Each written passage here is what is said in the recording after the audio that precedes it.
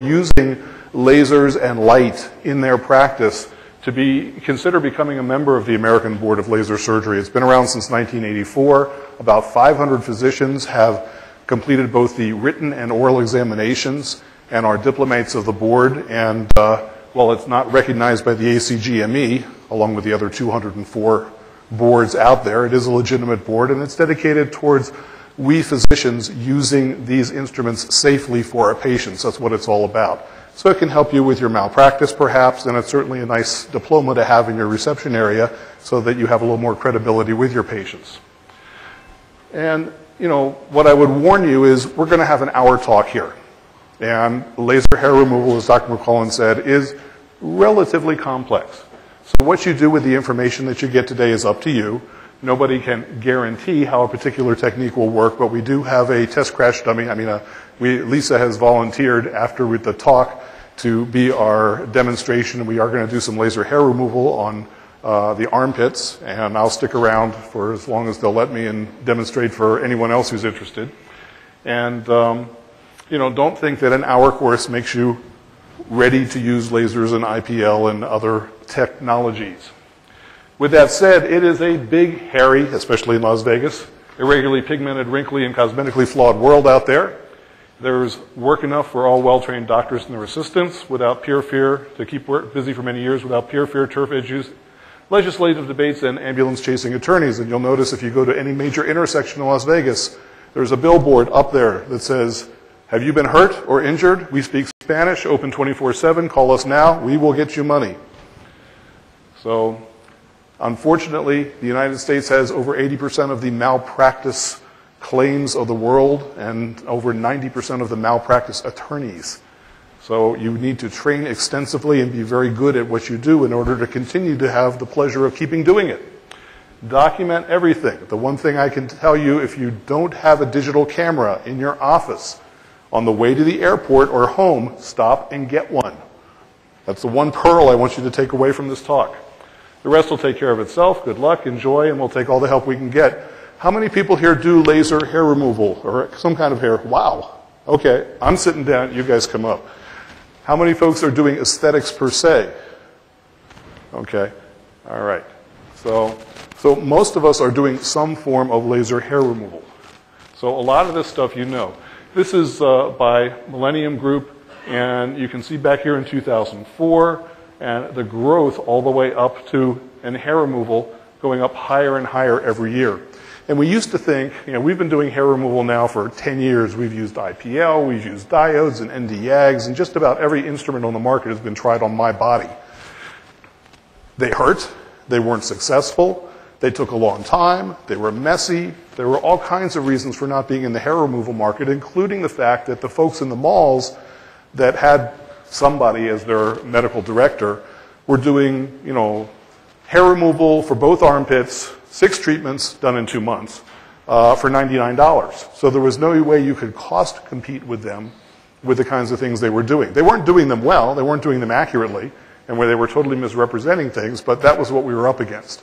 Now we have a way to compete with them because we have tools that we can afford that they probably can't, that do the job and do it effectively and do painlessly. So the ideal hair removal laser, continuous firing, especially when it's in motion, that's something that we haven't had before. We've had to pick up the tip and move it to the new spot and fire it. Pick it up and fire it. Pick it up and fire it. That takes a huge amount of time.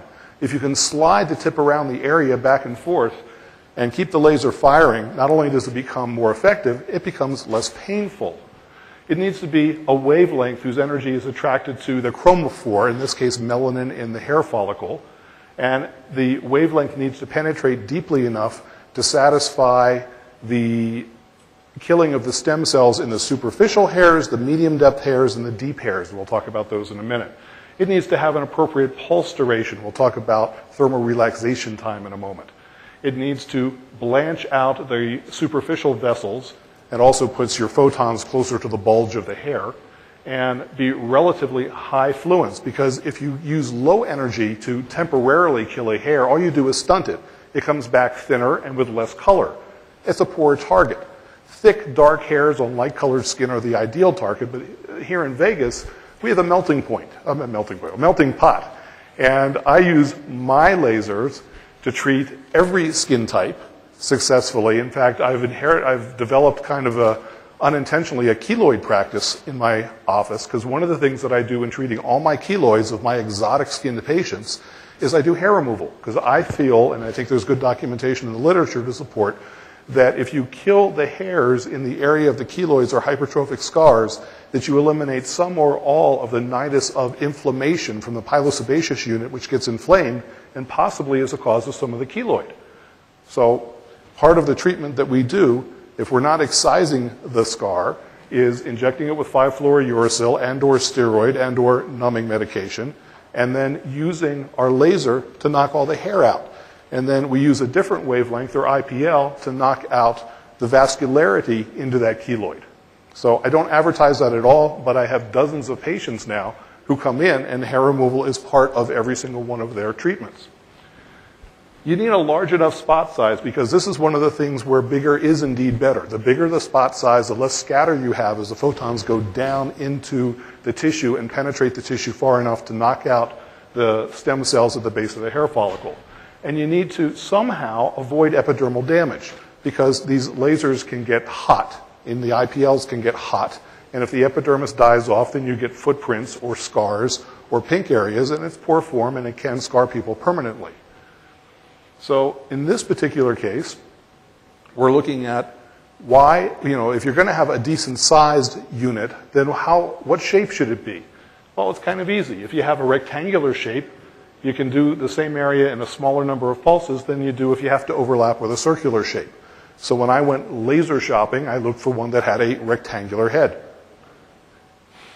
The target that we're talking about for hair is the melanin in the hair matrix, shaft, and bulb. And basically, it's this area down here. We need to get from 2 to 5 millimeters deep. We need light skin with dark hair is the easiest target, and if it's growing, it's easier. And we'll talk a little bit about the phases of hair growth. Nothing treats white hair well. There is a unit by Syneron out there that claims they can get radio frequency and IPL to knock out the lighter colored hairs. I had it for 3 years. I couldn't reproduce the data. So what I do is if they have really light colored hair, I give them a prescription, especially if they're ladies, for Vanica cream, and tell them, don't waste your time and money on me. Come back when I can do something constructively for you. In the meantime, here's a cream you can use twice a day. On your face only is the FDA indication for women only. These are the phases of hair growth. So here is the anagen phase where the hair is actively growing. These are the stem cells are down here in the papilla and the base of the hair matrix. And you can see as we go along into catagen and into the rest or hibernation phase of telogen that we get less and less target. This is what we have to knock out down here. And the target becomes progressively harder to get until we get a new hair. Here's the old hair sitting close to the surface with no real stem cells you can knock out, because it's going to fall out on its own anyway.